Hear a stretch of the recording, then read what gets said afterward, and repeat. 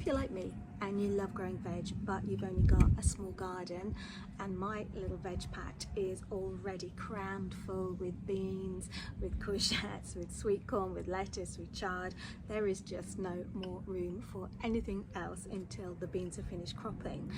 So luckily nearly all veg can be grown quite happily in a container, but it's just really important to make sure that you use the right compost and the right size container, and you just got to give it that little bit more TLC than if it was growing in the ground. So at the moment I've got some tomatoes in containers. I've also got some potatoes that are almost ready for harvesting, but I've got these squash plants, they're pumpkins, and this is a crown prince that I grew from seed earlier this year, and I absolutely love them because they have beautiful grey green fruits that, unlike their orange counterparts, actually taste amazing.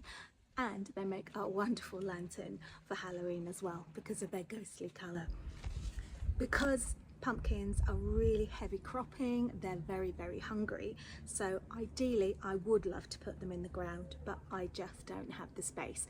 So I've got a couple of crates here, some wooden crates that I'm going to line, and I'm going to fill with some really good compost, and then I'm going to plant these, and hopefully with lots of TLC, lots of feeding, they're going to be absolutely fine.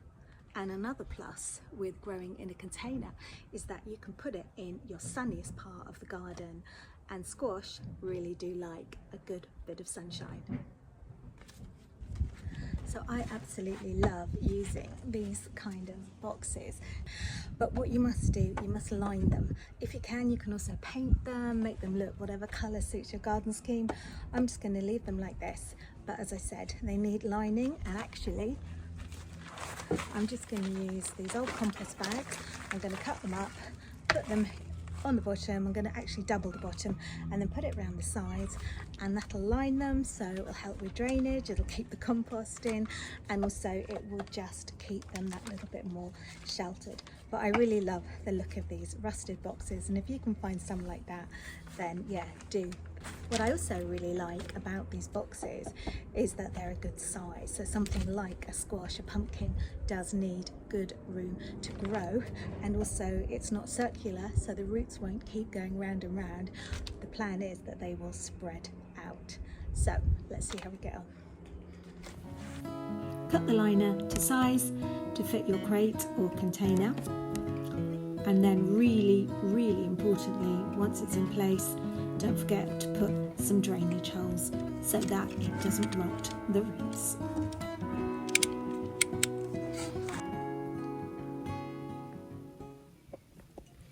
So I've lined just the bottom, and what I'm going to do is put in some drainage. Now, I haven't got much in the way of old Crocs, but what I have got, and I hate to admit it, I've got some old polystyrene here that's come from some bedding plants that I use, but I'm going to put all of those in, and the Crocs will hopefully just keep the liner in place. I'm going to put a layer of compost in, and then I'm going to do the sides. So the next thing I'm going to do, the most important, is getting attacked today.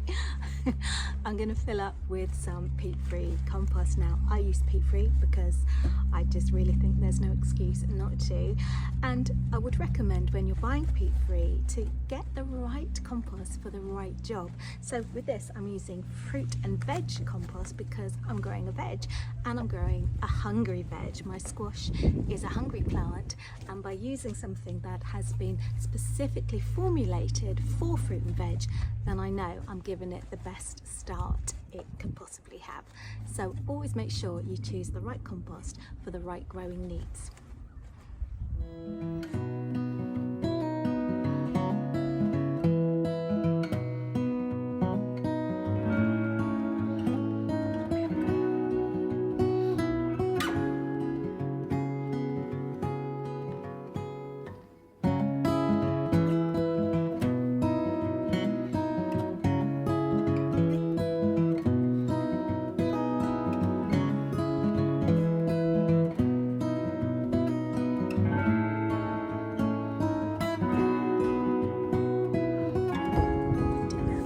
So now that I've got the container filled, I am going to be planting my squash, my Crown Prince.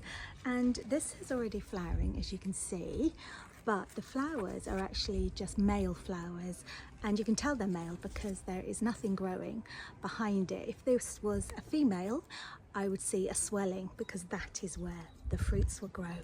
And because all I can see at the moment are just male flowers, and because it is also a little bit leggy, I know it really does need to go in somewhere with a bit more room and a bit more feed. So I'm going to make a hole in my container and then get this in. Let's have a quick look at the roots.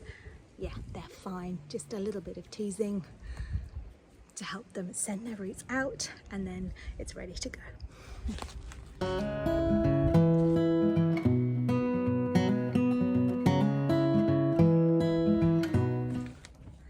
So I've got it planted, I've firmed it in nicely.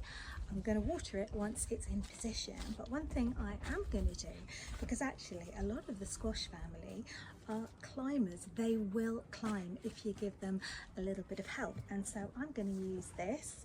I've used this little obelisk kind of teepee willow thing for sweet peas for many years, but I just think this will really do the job for my pumpkin. So I'm just going to check that it fits.